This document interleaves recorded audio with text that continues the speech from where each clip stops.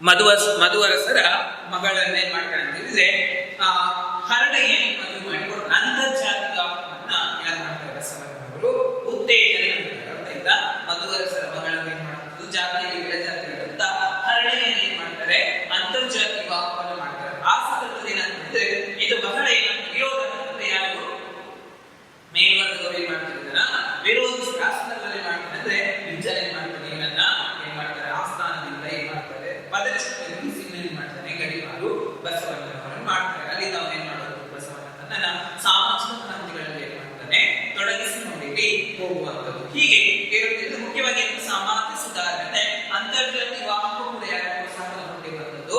ಬಸವಣ್ಣನವರು ಏನ್ ಮಾಡ್ತಾರೆ? ಪ್ರೋತ್ಸಾಹವನ್ನು ಪಡೆದುಕೊಂಡು ಹೋಗ್ತಾರೆ. ಇನ್ನು ಅಜ್ಞಾನ, ಕಂದಾಚಾರ, ಮುಂಚೆ ಬಸವನ ಜಾತಿ ಕುಲ ಲಿಂಗ ಭೇದಗಳಿಗೆ ಅವರನ್ನಾದ ಸಮಾಜದಲ್ಲಿ ಅವರ ಪ್ರಮುಖ ಕುಲ ಕುಲವೆಂದು ಹೊಡೆದಾಡದಿರಯ್ಯ ನಿಮ್ಮ ಕುಲದ ನೆಲೆಯನ್ನು ಬಲ್ಲಿರೇರಯ್ಯ ಅಂತ ಹೇಳ್ತಾರೆ ಯಾರು? ಬಸವಣ್ಣ. ಅದರಲ್ಲಿ ಕುಲ, ಜಾತಿ, ಕುಲ, ಲಿಂಗ ಈ ವಿಷಯವನ್ನು ನೀವೇನ್ ಮಾಡಬೇಡಿ? ಹೋರಾಟವನ್ನು ಮಾಡಬೇಡಿ. ಏನು? ಎಲ್ಲರೂ ನಾವು ಅದಕ್ಕೆ ಕುಲ ಕುಲವೆಂದು ಹೊಡೆದಾಡದಿರಯ್ಯ ನಿಮ್ಮ ಕುಲದ ನೆಲೆಯನ್ನು ಬಲ್ಲಿರ ಮಾತನ್ನ ಹೇಳ್ತಾರೆ. ಅದೇನಂದ್ರೆ ಏನು? ಕುಲದ ನೆಲೆಯನ್ನು ನಾವು ಏನ್ ಮಾಡಬೇಕು? ತಿಳ್ಕೊಳ್ಬೇಕು. ಅದಕ್ಕಿಂತ ಬಿಟ್ಟು ನಾವು ಪರಸ್ಪರ ಹೊಡೆದಾಟ ಕಚ್ಚಾಟಗಳನ್ನು ಮಾಡಿಕೊಳ್ಳುವುದು ಅಲ್ಲ ಅಂತ ಹೇಳುತ್ತಾರೆ. ಇನ್ನು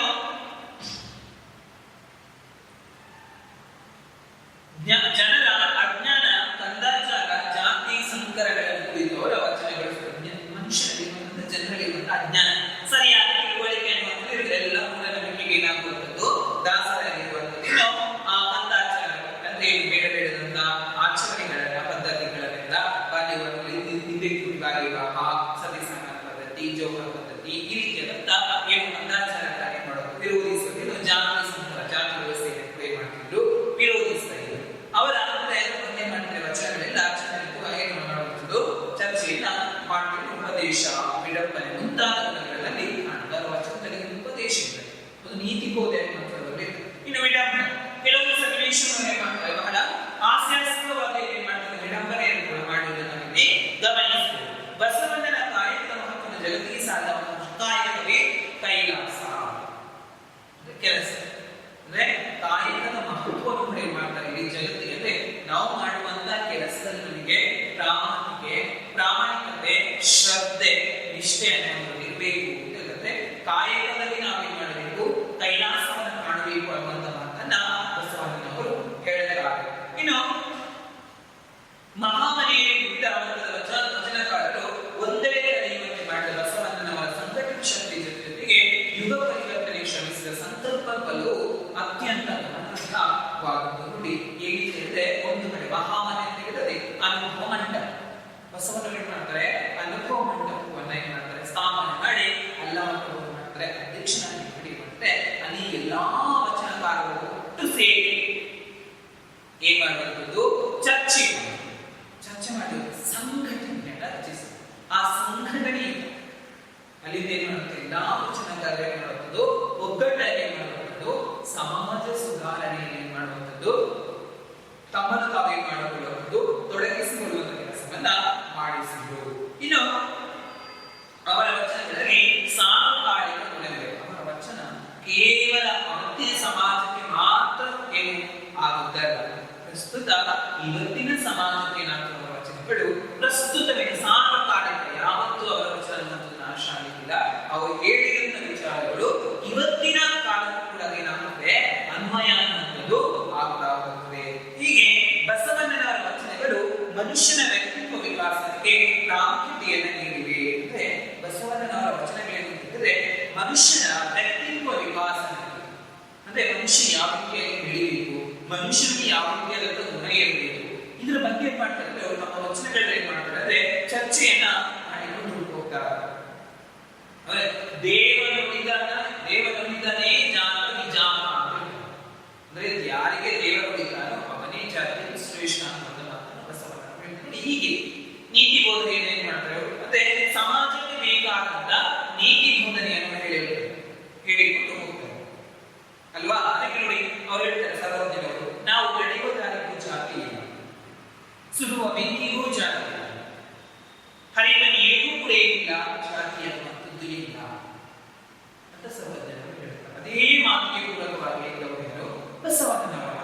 ಈ ರೀತಿಯಾಗಿ ಇದನ್ನು ನಾವಿಲ್ಲಿ ಗಮನಿಸಬಹುದು. ಇನ್ನು ಮನುಷ್ಯನ ಮೇಲಿನಲ್ಲಿ ಹೊಮ್ಮಬೇಕಾದ ಮಾನವೀಯತೆ, ಹೃದಯ ವೈಶಾಲ್ಯತೆಯು ಗೈರು ಹಾಜರಾದಾಗ ನಮ್ಮ ಭಕ್ತಿಗೆ ಅರ್ಥವಿರುವುದಿಲ್ಲ. ಮನುಷ್ಯರ ನಡುವಿನಲ್ಲಿ ಹೊಮ್ಮಬೇಕಾದಂತಹ ಮಾನವೀಯತೆ, ಮನುಷ್ಯನಿಗೆ ಕಾರಣ ಅಲ್ವಾ? ಮನುಷ್ಯನ ಇನ್ನೊಬ್ಬ ಮನುಷ್ಯನ ನೋವಿಗೆ ನಾವು ಸ್ಪಂದಿಸಬೇಕು. ಆ ಮಾನವೀಯ ಅಂಶಗಳನ್ನು ಮರೆಯಬೇಕು. ಅವನ ಕಷ್ಟಗಳಿಂದ ಅವನು ಬೆಳೆದ ಸಾಂತ್ವನವೇ ಮಾಡಬೇಕು. ಅವನ ಕಷ್ಟಕ್ಕೆ ನಾವೇಬೇಕು, ನೆರವಾಗಬೇಕು. ಇನ್ನು ಹೃದಯ ವೈಶಾಲ್ಯತೆ, ಆ ಹೃದಯ ವೈಶಾಲ್ಯತೆ ಇರಬೇಕು. ಕಠೋರ ಮನಸ್ಸು ನಮ್ಮಲ್ಲಿ ಇರಬಾರದು ಅಂತ ಹೇಳುವಂಥದ್ದು. ಒಂದು ವೇಳೆ ನಮ್ಮಲ್ಲಿ ಹೃದಯ ವೈಶಾಲ್ಯತೆ, ಆ ಮನೋಭಾವನೆ ಇರಬೇಕಾದಾಗ ನಮ್ಮಲ್ಲಿ ಇರುವಂತಹ ಭಕ್ತಿ ಕೂಡ ಏನಾಗ್ತದೆ? ಆ ಭಕ್ತಿ ಏನಿಲ್ಲ, ಅರ್ಥವಿರುವುದಿಲ್ಲ. ಭಕ್ತನು ಶಿವಲಿಂಗದಲ್ಲಿ ಹೊಂದಬೇಕಾದ ಸಾಮರ್ಥ್ಯ ಈ ಬಗೆಯಾಗಿದೆ. ಹೇಗೆ ಮನುಷ್ಯರ ಜೊತೆಗೆ ಹೇಗೆ ಸಮೀಕರಣಗಳಿರಬೇಕು ಅಥವಾ ಮನುಷ್ಯನ ಜೊತೆಗೆ ಹೇಗೆ ಸಂಬಂಧವನ್ನು ಇಟ್ಟುಕೊಳ್ಳಬೇಕೋ ಅದೇ ರೀತಿ ಶಿವಲಿಂಗದ ಜೊತೆಗೆ ಕೂಡ ಏನಾಗಬೇಕು? ಭಕ್ತಿಯ ಭಾವನೆಯ ಅದೇ ರೀತಿಯಾಗಿರಬೇಕು ಅನ್ನುವಂಥ ಮಾತನ್ನ ಹೇಳುತ್ತಾರೆ. ಮೂಲದಲ್ಲಿ ಸತ್ವವಿರದ ತೋರಿಕೆಯ ಭಕ್ತಿಯು ಮಂಗಲ ಕೈಯೊಳಗಿನ ಮಾನವೀಯತೆ ಬೆಳೆದಿರಿಯದೆ ತೋರಿತು. ನಮ್ಮನ್ನು ಕಾಯಬೇಕಾದವರು ಕೊಲ್ಲಲು ಸಂಚು ಹುಡಿದಾಗ ಇನ್ಯಾರು ಕಾಯಲಾರೆಂಬ ಸಂಗತಿಗಳನ್ನು ವಚನಗಳು ವಿವರಿಸಿವೆ. ಅಂದ್ರೆ ಮೂಲದ ಸತ್ವದಲ್ಲಿ ತೋರಿಕೆಯ ಭಕ್ತಿ, ಅದನ್ನೇ ಧಾರ್ಮಿಕತೆ ಯಾರೋ ನೋಡಿದರೆ ತೆಗೆದುಕೊಂಡು ನಮಗೆ ಓಂ ನಮಃ ಶಿವಾಯ ಅಂತ ಹೇಳುವುದಲ್ಲ. ಬದಲಾಗಿ ನನ್ನ ಮನಸ್ಸಿನಿಂದ ಸ್ವ ಇಚ್ಛೆಯಿಂದ ಪರಿಶುದ್ಧವಾದ ಮನಸ್ಸಿಂದ ನಾನು ಮಾಡಬೇಕು, ಭಗವಂತನನ್ನ ಸ್ಮರಿಸಬೇಕು ಎಂದು ಹೇಳುವಂತೆ ನಮ್ಮನ್ನು ಕಾಯುವವರು ನಮ್ಮನ್ನೇ ತಿಂದಾಗ ಏನಾದರೂ ಪ್ರಯೋಜನ ಇದೆಯಾ? ನಮ್ಮನ್ನು ಕಾಯುವ ಸೈನಿಕರಿಗೆ ನಮ್ಮನ್ನೇ ಕೊಟ್ಟು ಏನಾದರೂ ಪ್ರಯೋಜನ ಉಂಟಾ? ಸೈನಿಕರಿಗೆ ಏನಾದರೂ ಪ್ರಯೋಜನ ಉಂಟಾ? ಸೈನಿಕರನ್ನು ಕೊಂಡೆಂದು ನಮಗೆ ಪ್ರಯೋಜನ ಉಂಟಾ? ಇಲ್ಲ. ಅದನ್ನು ಈ ಮಾತಂದ್ರೆ ಎಲ್ಲೋ ಮಾತುಗಳನ್ನು ಮಾಡ್ತಾರೆ. ಬಸವಣ್ಣ ಏನ್ ಮಾಡ್ತಾರೆ? ಚರ್ಚೆ ಮಾಡಿಕೊಂಡು ಇಲ್ಲಿ ಹೋಗ್ತಾರೆ. ಶಿವಪಥವನ್ನು ಕಲಿಯುವ ಸಂಕಲ್ಪವಲ್ಲ ನಿಜ ಭಕ್ತನ ಮೂಲ ಗುಣವಾಗಬೇಕು ಎಂಬುದನ್ನು ಪ್ರತಿಪಾದಿಸಲು ಎಂದು ಕಾಣುವ ಕಾವ್ಯ ಮತ್ತು ಗುಣ ಬಸವಣ್ಣನವರ ಕವಿದೇವನ ಬಿಂಬಿಸಿವೆ. ಶಿವಪಥವನ್ನು ಅರಿಯುವ ಸಂಕಲ್ಪವಲ್ಲ ನಿಜ ಭಕ್ತನ ಮೂಲ ಗುಣ. ನಿಜವಾದ ಭಕ್ತ ಏನಾಗಬೇಕು? ಶಿವನ ಸಂಕಲ್ಪ ಏನಿದೆ, ಆ ಸಂಕಲ್ಪ ಬಲ ಏನಿದೆ, ಅದರ ಮೂಲವನ್ನ ಅರಿತುಕೊಳ್ಳಬೇಕು. ಆ ಮೂಲವನ್ನ ಅರಿತುಕೊಂಡ್ರೆ ಮಾತ್ರ ಏನಾಗ್ತದೆ ಅಂತ ನಿಜವಾದ ಭಕ್ತನಾಗ್ತಾನೆ ಅನ್ನುವಂಥ ಮಾತನ್ನು ಇಲ್ಲಿ ಹೇಳುತ್ತಾ ಇದ್ದಾರೆ. ಇನ್ನು ಬಸವಣ್ಣನ ಕವಿತೆಯು ಬಿಂಬಿಸಿವೆ.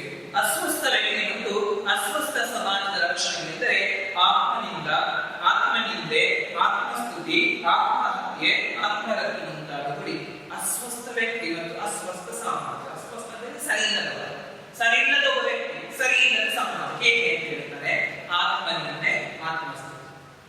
ಒಬ್ಬ ಏನು ಅಸ್ವಸ್ಥ ವ್ಯಕ್ತಿ ಇರ್ತಾನೆ, ಅವನೇ ನಿಂದನೆ ಮಾಡ್ತಾನೆ, ಅವನೇ ಮಾಡ್ತಾನೆ, ನಿಂದನೆ ಮಾಡಿಕೊಳ್ತಾನೆ. ಸರಿ ಇಲ್ಲದ ವ್ಯಕ್ತಿ ಏನ್ ಮಾಡ್ತಾನೆ? ಆತ್ಮಹತ್ಯೆ ಮಾಡಿಕೊಳ್ತಾನೆ, ಆತ್ಮಹತ್ಯೆಯನ್ನ ಮಾಡಿಕೊಳ್ತಾನೆ. ಆತ್ಮವಿಮರ್ಶೆಯು ಆರೋಗ್ಯವಂತ ವ್ಯಕ್ತಿ ಮತ್ತು ಆರೋಗ್ಯವಂತ ಸಮಾಜಗಳ ಪ್ರತೀಕ. ಅಂದ್ರೆ ಮುಖ್ಯವಾಗಿ ಆತ್ಮವಿಮರ್ಶೆ ಅಂದ್ರೆ ನಮ್ಮನ್ನು ನಾವು ಪ್ರಶ್ನೆ ಮಾಡಿಕೊಳ್ಳುವುದು. ಅರ್ಥ ಇಲ್ಲ? ನಮ್ಮನ್ನು ನಾವೇನ್ ಮಾಡಿಕೊಳ್ಬೇಕಾಗ್ತದೆ? ಪ್ರಶ್ನೆ ಮಾಡಿಕೊಳ್ಬೇಕು. ನಾನು ಎಷ್ಟು ಸರಿ ಇದ್ದೇನೆ, ನಾನು ಮಾಡಬೇಕು ಕಾರ್ಯ ಸರಿ ಉಂಟ ಅಂದ್ರೆ ನನ್ನನ್ನು ನಾನು ಪ್ರಶ್ನೆ ಮಾಡಿಕೊಳ್ಬೇಕು. ಅದನ್ನೇ ಆತ್ಮವಿಮರ್ಶೆ ಅಂತ ಕರೆಯುವುದು. ಆ ಆತ್ಮವಿಮರ್ಶೆಯನ್ನ ಮಾಡಿಕೊಂಡಾಗ ಆರೋಗ್ಯವಂತ ವ್ಯಕ್ತಿ ಮತ್ತು ಆರೋಗ್ಯವಂತ ಸಮಾಜ ಏನಾಗ್ತದೆ? ಖಂಡಿತವಾಗಿ ಏನಾಗ್ತದೆ? ಸೃಷ್ಟಿಯಾಗ್ತದೆ ಅನ್ನೋದನ್ನ ಇಲ್ಲಿ ಹೇಳುತ್ತಾರೆ. ಬಸವಣ್ಣನವರ ವಚನಗಳಲ್ಲಿ ಫಸ್ಟ್ ಆತ್ಮವಿಮರ್ಶೆ ಮತ್ತೊಬ್ಬ ವಚನಕಾರರಲ್ಲಿ ಕಾಣಲಾರೆ. ಅಂದ್ರೆ ನಮ್ಮನ್ನು ನಾವು ವಿಮರ್ಶೆ ಮಾಡಿಕೊಳ್ಳುವಂತ ವಿಚಾರಗಳನ್ನು ಬಸವಣ್ಣನ ವಚನಗಳನ್ನು ನಾವು ಗಮನಿಸಬಹುದು. ಆತ್ಮವಿಮರ್ಶೆ ವ್ಯಕ್ತಿತ್ವದ ವರ್ಧಮಾನಕ್ಕೆ ಪ್ರೇರಕವಾಗುವ ಚೈತನ್ಯ ಶಕ್ತಿ ಅಂದ್ರೆ ಇರುತ್ತದೆ. ವಚನಕಾರರಂತೆ ಆತ್ಮವಿಮರ್ಶೆಯು ವ್ಯಕ್ತಿತ್ವದ ವರ್ಧಮಾನಕ್ಕೆ ಪ್ರೇರಕವಾಗುವ ಚೈತನ್ಯ ಶಕ್ತಿ ಅನ್ನುವಂಥ ಮಾತನ್ನ ಯಾರು ಹೇಳ್ತಾರೆ?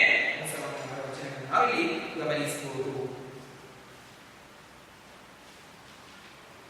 ವಚನ ಸಾಹಿತ್ಯವನ್ನ ಅನನ್ಯ ಸಾಮಾಜಿಕ ಕಳಕಳಿಯಿಂದಾಗಿ ವಿಶ್ವ ಸಾಹಿತ್ಯದಲ್ಲಿ ಪ್ರಮುಖವೆನಿಸಿರುವಂಥದ್ದು. ಮನುಷ್ಯ ಕೇಂದ್ರಿತವಾದ ನೆಲೆಯಲ್ಲಿ ರಚಿತವಾಗಿರುವ ವಚನಗಳು ನಿಜವಾದ ಅರ್ಥದಲ್ಲಿ ಮಾನವನ ಸರ್ವತೋಮುಖ ವಿಕಾಸದತ್ತ ತನ್ನ ಗಮನವನ್ನ ಕೇಂದ್ರೀಕರಿಸಿದೆ. ಇಲ್ಲಿ ವಚನ ಸಾಹಿತ್ಯವನ್ನ ಅನನ್ಯ ಸಾಮಾಜಿಕ ಕಳಕಳಿ ಅಂದ್ರೆ ಸಮಾಜದ ಬಗ್ಗೆ ಇರುವಂತ ಕಳಕಳಿ, ಅದರಿಂದ ಏನಾಗ್ತದೆ? ವಿಶ್ವ ಸಾಹಿತ್ಯದ ಅಂದ್ರೆ ಇಡೀ ವಿಶ್ವ ಸಾಹಿತ್ಯದಲ್ಲಿ ವಚನ ಸಾಹಿತ್ಯ ಪ್ರಮುಖ. ಯಾಕೆ ಹೇಳಿದ್ರೆ ಅದರಲ್ಲೊಂದು ಸಾಮಾಜಿಕ ಬೆಳವಣಿಗೆ, ಸಮಾಜದ ಬದಲಾವಣೆಗೆ ಬೇಕಾದಂತಹ ಹಲವಾರು ಅಂಶಗಳನ್ನ, ಹಲವಾರು ವಿಚಾರಗಳನ್ನ ನಾವೇನ್ ಮಾಡ್ಕೊಂಡು ಹೋಗ್ಬೋದು, ವಚನದಲ್ಲಿ ಗಮನಿಸಿಕೊಂಡು ಹೋಗಬಹುದು. ಇನ್ನು ಮನುಷ್ಯ ಕೇಂದ್ರಿತ ನೆಲೆಯಲ್ಲಿ ರಚಿತವಾಗಿರುವ ವಚನ, ಯಾಕಂದ್ರೆ ಇದು ಮನುಷ್ಯನ ಸೂಕ್ತ ರಚನೆ ಏನು ವಚನ, ಮನುಷ್ಯನನ್ನೇ ಕೇಂದ್ರವಾಗಿ ಇಟ್ಟುಕೊಂಡು ಅಥವಾ ಮನುಷ್ಯನನ್ನೇ ಆಧಾರವಾಗಿ ಇಟ್ಟುಕೊಂಡು ಏನ್ ಮಾಡಿರುವಂತಹ ಈ ವಚನಗಳನ್ನ ರೂಪಿಸಿಕೊಂಡು ಹೋಗಿರುವಂತಹ. ಹಾಗಾಗಿ ಇಲ್ಲಿ ನಿಜವಾದ ಅರ್ಥದಲ್ಲಿ ಮಾನವನ ಸರ್ವತೋಮುಖ ಅಭಿವೃದ್ಧಿ, ಅಂದ್ರೆ ವಚನದ ಮುಖ್ಯ ಉದ್ದೇಶ ಏನು ಹೇಳಿದ್ರೆ ಮನುಷ್ಯನು ಸರ್ವತೋಮುಖ ಏನಾಗಬೇಕು, ಅಭಿವೃದ್ಧಿ ಆಗಬೇಕು. ಅವನ ಪ್ರತಿಯೊಂದು ಹಂತ ಕೂಡ ಏನಾಗಬೇಕು ಅಂದ್ರೆ ಪ್ರತಿಯೊಂದು ಹಂತದ ಕೇಳಿಗೆ ಏನೇನ್ ಮಾಡ್ತಾರೆ ವಚನ ಏನಾಗ್ತದೆ ಅದನ್ನು ನಿರೂಪಿಸಿಕೊಂಡು ಹೋಗ್ತಾರೆ. ಅಂದ್ರೆ ಮನುಷ್ಯನ ಪರಿಪೂರ್ಣ ವ್ಯಕ್ತಿತ್ವ ವಿಕಾಸನೆಗೆ ಬೇಕಾದಂತ ಎಲ್ಲಾ ಅಂಶಗಳನ್ನ ನಾವೇನ್ ಮಾಡಬಹುದು ವಚನಗಳಲ್ಲಿ ಗಮನಿಸಬಹುದು.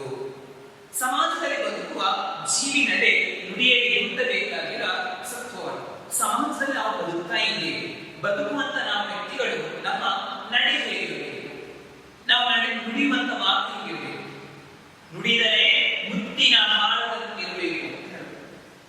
ಅವ ಮಾತಾಡೋದು ಇನ್ನೂ ಕೇಳುವ ಅವ ಮಾತಾಡುವಂತೆ ಇವನ ಮಾತು ಯಾಕೆ ಹೇಳ್ತಾರಪ್ಪ ನನಗೊಂಥರ ಪ್ರೀತಿ ಅಂತ ಅವನ ಮಾತು ಇನ್ನಷ್ಟು ಕೇಳಬೇಕು. ನಾವು ಹೇಳ್ತೇವೆ ಅವನೆಷ್ಟು ಒಳ್ಳೆ ವ್ಯಕ್ತಿ, ಅವನ ನಡೆ, ಅವನ ನುಡಿ ಅಂತ ನಾವೇನ್ ಮಾಡ್ತೇವೆ, ಅವನನ್ನ ಬಹಳ ಗೌರವದಿಂದ ಕಾಣುತ್ತೇವೆ. ಅಂದ್ರೆ ಮುಖ್ಯವಾಗಿ ಏನಂತಂದ್ರೆ ಸಮಾಜದಲ್ಲಿ ಬದುಕುವಂತ ವ್ಯಕ್ತಿಯಲ್ಲಿ ಇರಬೇಕು ನಡೆ ನುಡಿಯಲ್ಲಿ ಯಾರೇನಾಗಬೇಕು, ಸಚ್ಚರಿತನಾಗಿರ್ಬೇಕು, ನಡೆ ನುಡಿಯಲ್ಲಿ ಒಬ್ಬ ಉತ್ತಮ ವ್ಯಕ್ತಿಯಾಗಿ ಏನಾಗಬೇಕು, ರೂಪುಗೊಳ್ಳಬೇಕು ಅಂತ ಹೇಳ್ತಾರೆ. ಅಂತರಂಗದ ಪರಿಶುದ್ಧತೆಯನ್ನು ವಚನಕಾರರು ಮತ್ತೆ ಮತ್ತೆ ಬಲವಾಗಿ ಪ್ರತಿಪಾದಿಸ್ತಾರೆ. ಅಂತರಂಗ ಮತ್ತು ಬಹಿರಂಗ, ಇದೇ ಅಂತರಂಗ ಶುದ್ಧಿ ಅಂತ ಹೇಳ್ತಾರೆ ಸರ್. ಇದೇ ಬಹಿರಂಗ ಶುದ್ಧಿ, ಇದೇ ಅಂತರಂಗ ಶುದ್ಧಿ. ಅಂತರಂಗ ಶುದ್ಧಿ ಅಂದ್ರೆ ಆಂತರಿಕ ನಮ್ಮನ್ನು ನಾವು ಮೊದಲೇನಾಗಬೇಕು, ಶುದ್ಧಿ ಮಾಡಬೇಕು. ಇದು ನಾವೇ ಸರಿ ಅಂತ ಹೇಳ್ಕೊಂಡು ನಾವು 10 ನದಿಗಳಲ್ಲಿ ಸ್ನಾನ ಮಾಡಿ 5 ಗಂಟೆ ನಾವು ಮಾಡಿದಂತ ಪಾಪ ಪುಣ್ಯಗಳೇನಾಗ್ತದೆ, ಕಡಿಮೆ ಆಗ್ತದ ಇಲ್ಲ. ಬದಲಾಗಿ ಏನಾಗಬೇಕು, ನಾವು ಪರಿಶುದ್ಧರಾಗಬೇಕು.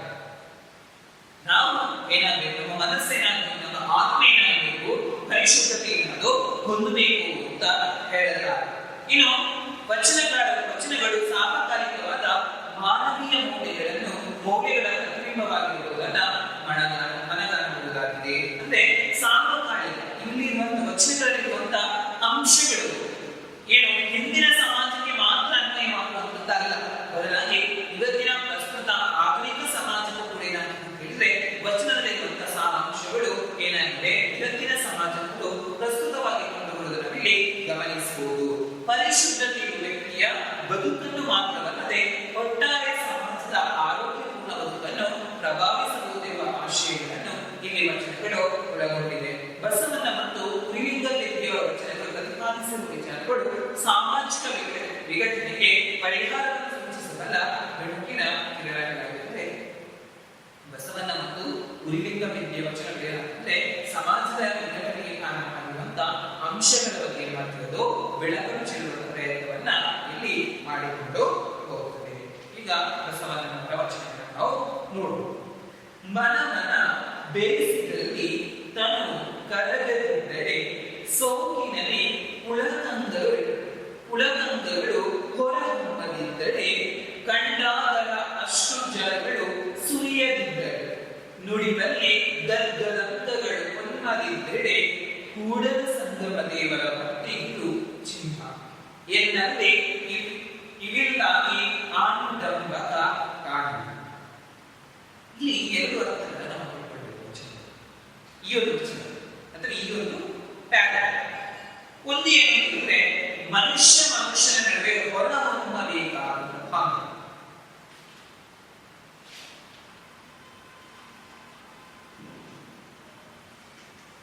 ಮನುಷ್ಯರ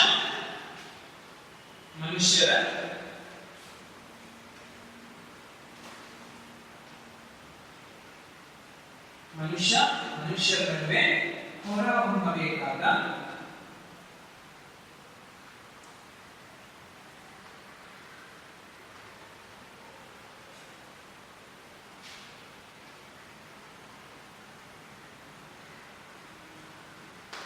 ಮನುಷ್ಯರ ನಡುವೆ ಹೊರಹೊಮ್ಮಬೇಕಾದ ಬಾಂಧವ್ಯ. ಇನ್ನೊಂದೇನಂತಂದ್ರೆ ಎರಡನೇ ಪಾಯಿಂಟ್ ಏನಂತಂದ್ರೆ ಲಿಂಗದ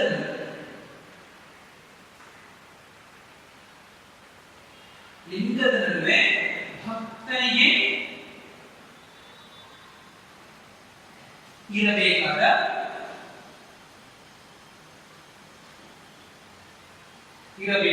ಭಾವ.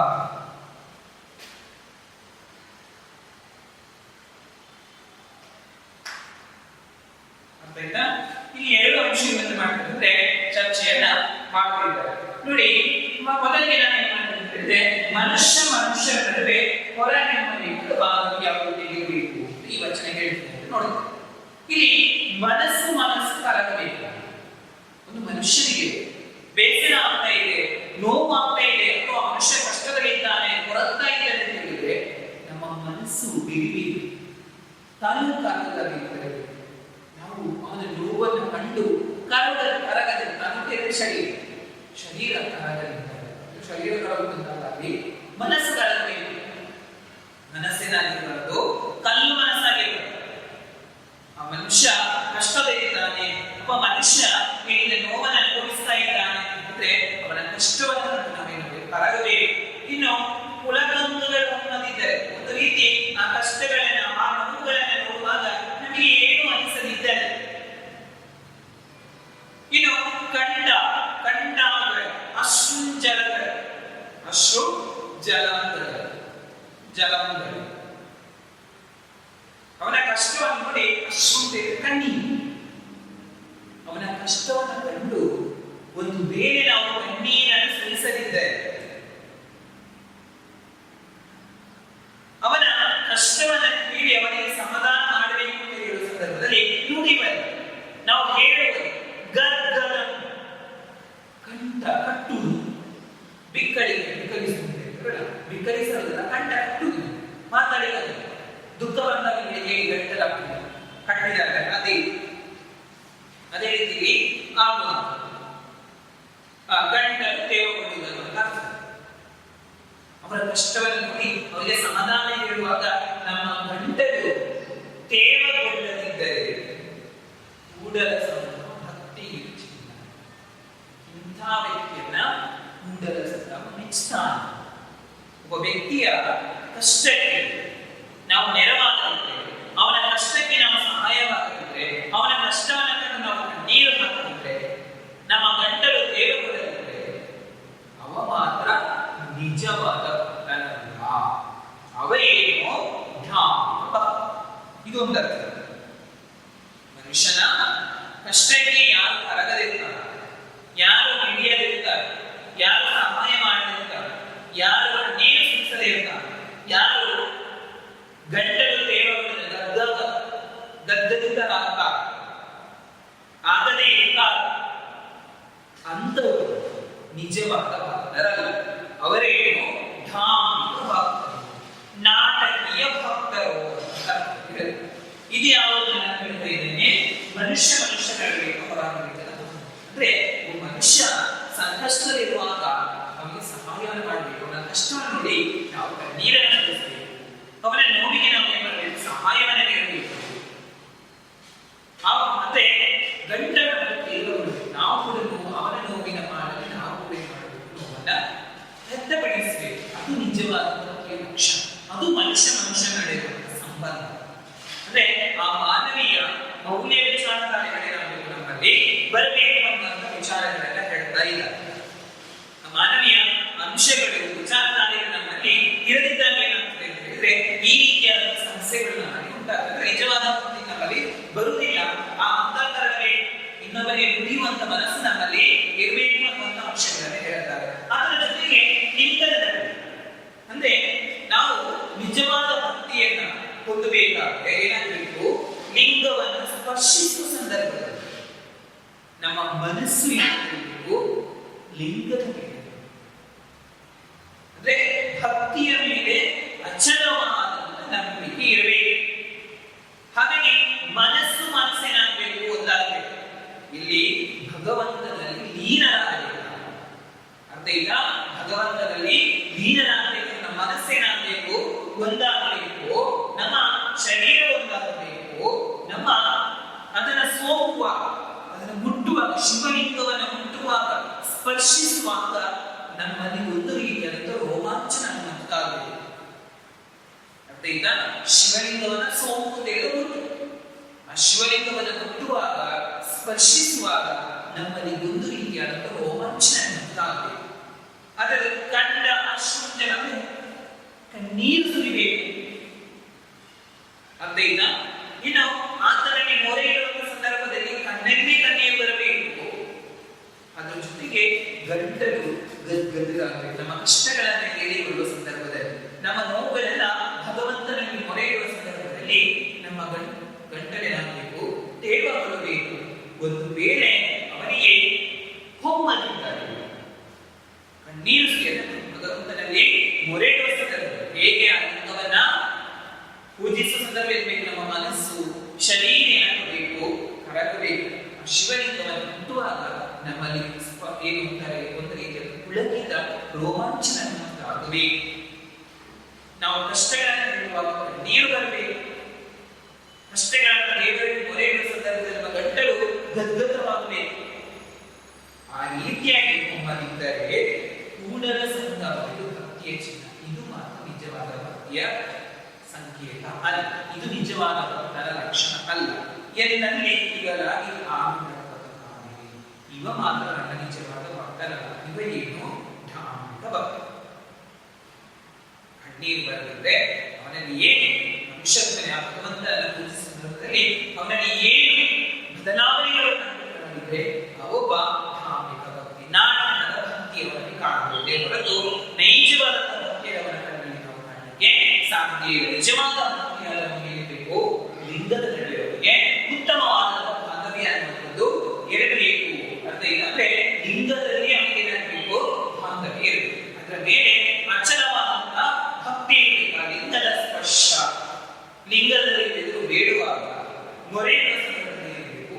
ಈ ರೀತಿಯಾದಂತಹ ಭಾವನೆಗಳು ಮಾತ್ರ ಅವರಿದ್ದಾಗ ಮಾತ್ರ ಏನಾಗಬೇಕು, ನಿಜವಾದ ಭಕ್ತನಾಗಲಿಕ್ಕೆ ಖಂಡಿತವಾಗಿ ಸಾಧ್ಯ ಆಗ್ತದೆ ಅಂತ ಬಸವಣ್ಣ ಅವರು ಹೇಳಿದ್ದಾರೆ. ಇನ್ನು ಅರ್ಥ ರೇಖೆ ಇದ್ದಲ್ಲಿ ಫಲವೇ, ಆಯುಷ್ಯ ರೇಖೆ ಇಲ್ಲದ ನಂತರ ಹಂದೆಯ ಕೈಯಲ್ಲಿ ಚಂದ್ರಾಯುಧವಿದ್ದಲ್ಲಿ ಫಲವಿಲ್ಲ, ಅಂತಕನ ಕೈಯಲ್ಲಿ ದರ್ಪಣವಿದ್ದು ಫಲವಿಲ್ಲ, ಮರ್ಕಟನ ಕೈಯಲ್ಲಿ ಮಣಿಕವಿದ್ದು ಫಲವಿಲ್ಲ, ನಮ್ಮ ಕೂಡಲ ಸಂಗದ ಶರಣ ಅರಿಯದವರ ಕೈಯಲ್ಲಿ ಲಿಂಗವಿದ್ದು ಫಲವೇನು, ಶಿವ ಪದವನ್ನು ಅರಿಯದನ್ನ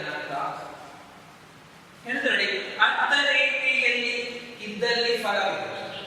ಅರ್ಥರೇಖೆ, ಅರ್ಥ ಅಂತಂದ್ರೆ ಸಂಪರ್ಕ ಅಂತ ಅರ್ಥವನ್ನ ಸೂಚಿಸುತ್ತದೆ. ಅದೇ ಸಂಪರ್ಕ ಹಣ ಅವನಲ್ಲಿ ಏನಿದೆ ಅಂತ ಹೇಳಿದ್ರೆ ಅರ್ಥರೇಖೆ, ಸಂಪತ್ತಿ, ಆಸ್ತಿ, ದುಡ್ಡಿ ಎಲ್ಲರಿಗೂ. ಆದ್ರೆ ಆಯುಷ್ಯ ರೇಖೆ ಅವನ ಕೈಯಲ್ಲಿ ಸಂಪತ್ತು ಗಳಿಸುವ ರೇಖೆ ಎಲ್ಲ ಉಂಟು ಅವನ ಕೈಯಲ್ಲಿ. ಆದ್ರೆ ಅವನಿಗೆ ಏನಿಲ್ಲ ಆಯುಷ್ಯದ ರೇಖೆ, ಬದುಕುವ ರೇಖೆ ಅವನಿಗೇನು, ಸಾಯ್ತಾನೆ. ಆಸ್ತಿ ಅವನ ದುಡ್ಡು ಎಲ್ಲ ಇದೆ, ಆದ್ರೆ ಅವನಿಗೆ ಆಯುಷ್ಯವೇ. ಹಾಗಾದ್ರೆ ಆ ಆಸ್ತಿ ಏನು ಪ್ರಯೋಜನ ಉಂಟ? ಎಲ್ಲ ಮಾಡ್ತಾನೆ, ಆಸ್ತಿ ಮಾಡ್ತಾನೆ, ದುಡ್ಡು ಸಂಪತ್ತು ಎಲ್ಲ ಶ್ರೀಮಂತಿಕೆ ಎಲ್ಲ ಇದೆ, ಆದ್ರೆ ಅವನಿಗೆ ಅನುಭವಿಸಲಿಕ್ಕೆ ಆಯುಷ್ಯವೇ ಇಲ್ಲದಿದ್ರೆ ಆ ಸಂಪತ್ತಿದ್ದು ಏನಾದ್ರು ಪ್ರಯೋಜನ ಉಂಟಾ ಹೇಳುವ ಪ್ರಶ್ನೆ ಬಸವಣ್ಣನವರು. ಹಂದೆಯ ಕೈಯಲ್ಲಿ ಚಂದ್ರಾಯುಧವಿದ್ದು ಫಲಬೇಕು. ಹಂದೆ ಶಕ್ತಿ.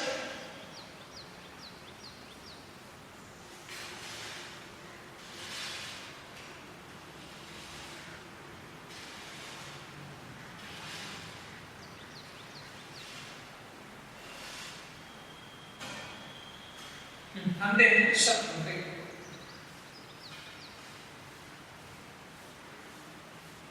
ಹಂದೆ ಶಕ್ತಿ ಹೇಳಿ ಎನ್ನುವ ಅರ್ಥದಲ್ಲಿ ತಲುಪಿಸಿಕೊಳ್ಳುವುದು.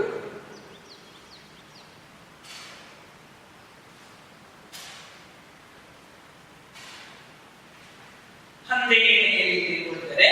ಈ ಮುಖ್ಯವಾಗಿ ಏನು ಅಂತ ನಾವು ನೋಡಬಹುದು,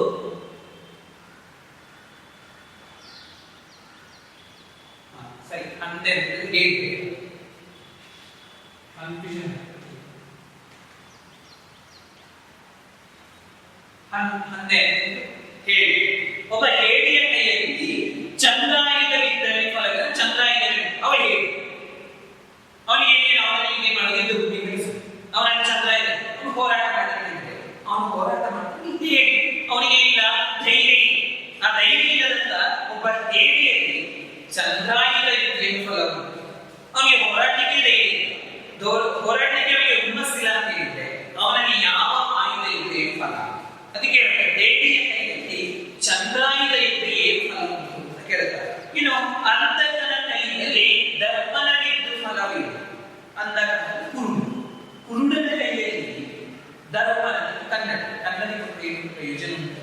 ಕಣ್ಣು ಕಾಣದವನಿಗೆ ಕನ್ನಡಿಯ ಅಲ್ವಾ? ಅದಕ್ಕೆ ಹೇಳ್ತಾರೆ ಅಂತಕನ ಕೈಯಲ್ಲಿ, ಕುರುಡನ ಕೈಯಲ್ಲಿ ಕನ್ನಡಿ ಇದ್ರೆ ಏನು ಪ್ರಯೋಜನ? ಏನು ಪ್ರಯೋಜನ ಇಲ್ಲ. ಮಕ್ಕಟನ ಕೈಯಲ್ಲಿ ಮನಿಕವಿ, ಮಂಗನ ಕೈಯಲ್ಲಿ ಮಾಲಿಕೆ ಕೊಟ್ಟ ಹಾಗೆ. ಮಂಗನ ಕೈಯಲ್ಲಿ ಮಾಲಿಕೆ ಇದ್ರೆ ಏನಾದರೂ ಪ್ರಯೋಜನ ಉಂಟ ಅಲ್ವಾ? ಮಂಗನ ಕೈಯಲ್ಲಿ ಮಾಲಿಕೆ ಕೊಟ್ಟು ಏನು ಪ್ರಯೋಜನ? ಮಂಗನಿಗೆ ಆ ಮಾಲಿಕೆಯ ಬೆಲೆ ಅಂತ ಮಂಗನಿಗೆ ಗೊತ್ತುಂಟ? ಮಂಗನಿಗೆ ಏನು ಗೊತ್ತು? ಹಾಗಾಗಿ ಮಂಗನ ಕೈಯಲ್ಲಿ ಕೊಟ್ಟ ಮಾಲಿಕೆಯ ರೀತಿಯಲ್ಲಿ ನಮ್ಮ ಕೂಡಲ ಸಂಗಮನ ನಮ್ಮ ಕೂಡಲ ಸಂಗನ ಶರಣ ಅರಿಯದವರ ಕೈಯಲ್ಲಿ, ಅಂದ್ರೆ ನಮ್ಮ ಕೂಡಲ ಸಂಗಮನ ಶರಣರ ನೆಲೆಯನ್ನು ಅರಿಯದವರ ಕೈಯಲ್ಲಿ ಲಿಂಗ ಕೈಯಲ್ಲಿ ಲಿಂಗ, ಅವರು ಲಿಂಗಾರ್ಚನೆ ಕೈಯಲ್ಲಿ ಮಾಡಬಹುದು, ಲಿಂಗವನ್ನು ಕೈಯಲ್ಲಿ ಅರ್ಚನೆ ಮಾಡಬಹುದು. ಅದೇ ಶರಣರ ನೆಲೆಯನ್ನು ಅರಿಯದವ, ಶರಣರ ನೆಲೆಯನ್ನು ಸರಿಯಾಗಿ ಅರಿಯದವನ ಕೈಯಲ್ಲಿ ಲಿಂಗವಿದ್ರೆ ಏನು ಪ್ರಯೋಜನ ಅಲ್ವಾ? ಹೇಗೆ ಸಂಪತ್ತಿಗೂ ಐಶ್ವರ್ಯಕ್ಕೂ ಅದಿದೆ, ಅದೇ ರೀತಿಗೆ ಹೇಡಿಯ ಕೈಯಲ್ಲಿ ಚಂದ್ರಾಯುಧ, ಅದೇ ರೀತಿಯು ಕುರುಡನ ಕೈಯಲ್ಲಿ ಕನ್ನಡಿದ್ದಾಗೆ, ಮಂಗನ ಕೈಯಲ್ಲಿ ಮಾಲಿಕೆ ಇದ್ದಾಗೆ. ಈ ಪ್ರಯೋಜನಕ್ಕೆ ಶರಣರ ನೆಲೆಯನ್ನು ಅರಿಯದ ಕೈಯಲ್ಲಿ ಲಿಂಗ ಇದ್ದರೆ ಈ ಪ್ರಯೋಜನ ಅವನಿಜವಾದ ಖಂಡಿತವಾಗಿ ಸಾಧ್ಯವಿದೆ. ಭಕ್ತಿಯ ತನ್ಮತೆಯನ್ನ, ಶರಣರ ರೀತಿ ವಿವಾದ ನಿಯಮಗಳನ್ನ ಅರಿತವನಿಗೆ ಮಾತ್ರ ಲಿಂಗ ಪೂಜೆ ಮಾಡಲಿಕ್ಕೆ ಆಗ್ತದೆ ಹೊರತು ಶರಣರ ನೆಲೆಯನ್ನು ಸರಿಯಾಗಿ ಅರಿಯದೇ ಇದ್ದರೆ ಅವನ ಕೈಯಲ್ಲಿ ಶಿವಲಿಂಗವನ್ನು ಪೂಜೆ ಮಾಡಿದ್ದು ಬರೀ ವ್ಯರ್ಥ ಅಂತ ಮಾತನ್ನ ಹೇಳ್ತಾರೆ, ಬಸವಣ್ಣನವರು ಹೇಳಿಕೊಂಡು ಹೋಗ್ತಾರೆ. ಇನ್ನು ಒಲೆ ಹತ್ತಿ ಉಳಿದರೆ ನಿಲಲಬಹುದು, ನಿಲಬಹುದಲ್ಲದೆ ದರೆ ಹತ್ತಿ ಉಳಿದರೆ ನಿಲ್ಲಲುಬಾರದು. ಏನೇ ನೀರುಂಬಡೆ ಬೇಡಿಕೆಯ ಮೇವಡೆ, ನಾನಿನನ್ನು ಮನೆಯಲ್ಲಿ ಕಳುವಡೆ, ತಾಯಿ ತಾಯ ಮೊರೆವಾದ ನಂಜಾಗಿ ಕೊಡುವಡೆ, ಇನ್ನಾಡಿಗೆ ಗುರುವೆ ಕೂಡಲ ಸಂಗಮ ದೇವೆ. ನೋಡಿ, ನಮ್ಮನ್ನು ಕಾಯುವವರೇ ಭಕ್ಷಕರಾಗಲಿ ಸನ್ನಿವೇಶ, ನಮ್ಮನ್ನೇ ಕಾಯುವವರೇ ಭಕ್ಷಕರಾಗಲಿ. ಹೇಗೆ ನೋಡಿ, ಒಲೆ ಹತ್ತಿ ಉರಿದರೆ ನಿಲ್ಲಬಹುದು.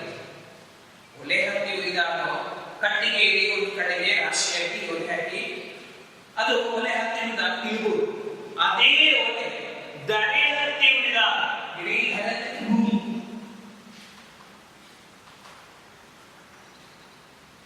ಇಡೀ ಭೂಮಿಯೇ ಸುಟ್ಟಾಗ ಇದನ್ನು ಸಾಧ್ಯ ಉಂಟ? ಇಡೀ ಭೂಮಿಯೇ ಸುಟ್ಟೋದ. ಒಂದು ಕಡೆಗೆ ರಾಶಿಯಾಗಿ ಕಟ್ಟಿಗೆ ರಾಶಿಯಾಗಿ ಬೆಂಕಿಯಾಗಿ ನಿಲ್ಬೋದವ, ಇಡೀ ಭೂಮಂಡಲವೇ ಸುಟ್ಟು ಹೋದನ್ನು ನಿಲ್ಲಲಿಕ್ಕೆ ಸಾಧ್ಯ ಉಂಟ? ಇಲ್ಲ. ಏರಿ ನೀರುಂಬಡೆ, ಏರಿ ನಾವು ಕೆರೆಗೆ ಮಾಡ್ತೇವೆ, ಏರಿಯನ್ನು ಕಾಣ್ತೇವೆ. ಆ ಏರಿಯೇ ಕೆರೆಯ ನೀರನ್ನೆಲ್ಲ ಏನು ಇಂಗಿಸಿದೆ. ಆ ಕೆರೆಗೆ ಏರಿ ಕಟ್ಟಿಗೆ ಪ್ರಯೋಜನ ಉಂಟು. ಏರಿ ಕಟ್ಟದೆ ಕೆರೆಯಲ್ಲಿ ನೀರು ಇಲ್ಲಿ ಅಡ್ಡಲಾಗಿ ನಾವು ಕಟ್ಟುವಂತೀವಿ, ಅಥವಾ ಒಂದು ಹಳ್ಳಕ್ಕೆ ನಾವು ಅಡ್ಡಲಾಗಿ ನಾವು ನಿಲ್ತೇವೆ, ಏರಿಯನ್ನು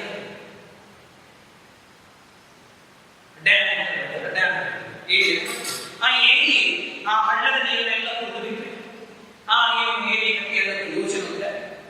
ಇಲ್ಲ ಅಲ್ವಾ? ಬೇಡಿಕೆಯ ನೀರು ನಾವೇನ್ ಮಾಡ್ತೇವೆ ಅಂತ ಹೇಳಿದ್ರೆ, ಆ ಬೇಲಿ ನಮ್ಮ ಬೆಳೆಗಳನ್ನ ರಕ್ಷಣೆ ಮಾಡಬೇಕು ಅನ್ನೋ ಉದ್ದೇಶ ನಾವೇನ್ ಮಾಡ್ತೇವೆ, ಬೇಲಿಯನ್ನ ಹಾಕಿ ನಾವೇನ್ ಮಾಡ್ತೇವೆ ಅಂತ ಹೇಳಿದ್ರೆ ಆ ಬೆಳೆಯನ್ನ ರಕ್ಷಣೆ ಮಾಡ್ತೇವೆ. ಅದೇ ಬೇಲಿ ಆ ನಾವು ಬೆಳೆದಂತ ಬೆಳೆಯನ್ನು ತಿಂದ್ರೆ ಆ ಬೇಲಿಯನ್ನ ಹಾಕಿ ನಮಗೆ ಪ್ರಯೋಜನ ಉಂಟ? ನಾಳೆ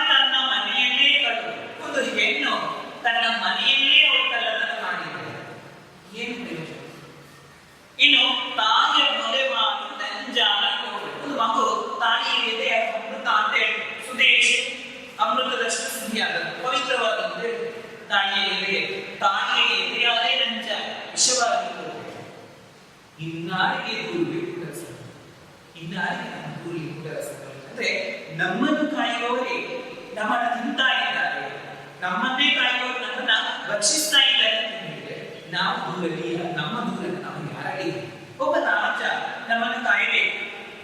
ಆ ಕಾಯಬೇಕಾದಂತ ರಾಜನೇ ನಮ್ಮನ್ನು ನಾಶ ಮಾಡಿದ್ದೇವೆ. ನಾವು ನಮ್ಮ ದೂರಲ್ಲಿ ನಾವು ಯಾರಲ್ಲಿ? ಕೂಡಲ ಸಂಗಮ ದೇವ, ಇನ್ನಾರಿಗೆ ಕೂಡುವೆ ಕೂಡಲ ಸಂಗಮ. ಯಾರಿಗೆ ಹೇಳಬೇಕು ದೂರಲ್ಲ? ಅಂದ್ರೆ ನಮ್ಮನ್ನು ಕಾಯುವವರೇ ನಮ್ಮನ್ನು ರಕ್ಷಕ ನಿದರ್ಶನವನ್ನು ಕೊಟ್ಟುಕೊಂಡು ಹೋಗ್ತಾರೆ.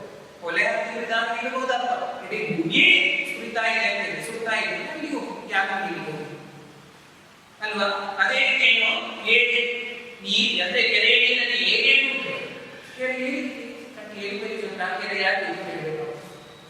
ಬೇಡಿ ಫಸಲನ್ನ ನೀರು, ಆ ಫಸಲು ಯಾರಿಗೆ ಕೇಳಬೇಕಪ್ಪ ರಕ್ಷಣೆಯನ್ನ? ಅಂದ್ರೆ ನಮ್ಮನ್ನು ಕಾಯುವುದು ನಾವು ಏನ್ ಮಾಡ್ತಿದ್ದೇವೆ? ನಮ್ಮ ಇವತ್ತಿನ ರಾಜಕೀಯ ವ್ಯಕ್ತಿಗಳಿಗೂ ಬಹಳ ದರ್ಶನ ಮಾಡುವುದು. ನಮ್ಮ ಕಾಯುವ ವ್ಯಕ್ತಿಗಳೇ ನಮ್ಮನ್ನೇ ಮಾಡ್ತಾ ಇದ್ದು ಬಿಡು ಬಿಡು ಮಾಡ್ತಾ ಇದ್ದಾರೆ. ನಾವು ಎಷ್ಟೇ ನಮ್ಮ ನಾವು ಯಾರು ಅಲ್ವಾ? ಅದೇ ಸನ್ನಿವೇಶಗಳಿಗೆ ರಾಜಕೀಯ ವಿಡಂಬನೆಗಳನ್ನ ಬಳಸಲು ನಾವು ಮುಖ್ಯವಾಗಿ ಹೋಗುವುದು. ಇದಿಷ್ಟು ಅಂತ ಹೇಳಿದ್ರೆ ಬಸವಣ್ಣನವರ ವಚನದಲ್ಲಿ ಬಂದ ಅಂಶಗಳು. ತಾನು ಯಾವಾಗ ಕರಗಬೇಕು ಅನ್ನೋದು ಒಂದು ಪ್ರಶ್ನೆ.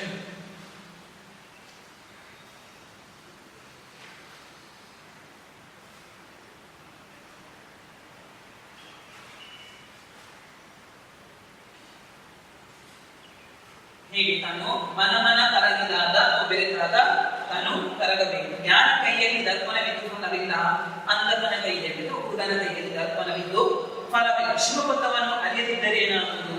ಶಿವಪಥವನ್ನು ಅರಿಯದಿದ್ದರೆ ಕೈಯಲ್ಲಿ ಲಿಂಗ ನಿಷ್ಪ್ರಯೋಜಕ. ಆದ್ದರಿಂದ ಶಿವಪಥ ಅಂದ್ರೆ ಶಿವಶರಣರ ನೆಲೆಯಲ್ಲಿ ಯಾರು ಸರಿಯಾಗಿ ಅರಿತುಕೊಳ್ಳುತ್ತಿರುವ ಅವರ ಕೈಯಲ್ಲಿ ಏನು ಪ್ರಯೋಜನವಿಲ್ಲ, ಲಿಂಗವಿದ್ದು ಪ್ರಯೋಜನವಿಲ್ಲ ಅಂತ ಮಾತನ್ನು ಹೇಳುವಂಥದ್ದು. ಬಸವಣ್ಣನವರು ಯಾವುದರ ಮಹತ್ವವನ್ನು ಜಗತ್ತಿಗೆ ಸಾರಿದರು? ಬಸವಣ್ಣನವರ ವಚನಗಳ ಅಂಕಿತ ಯಾವುದು? ಕೂಡಲ ಸಂಗಮ ದೇವಿ. ಇದಿಷ್ಟು ಏನಿದೆ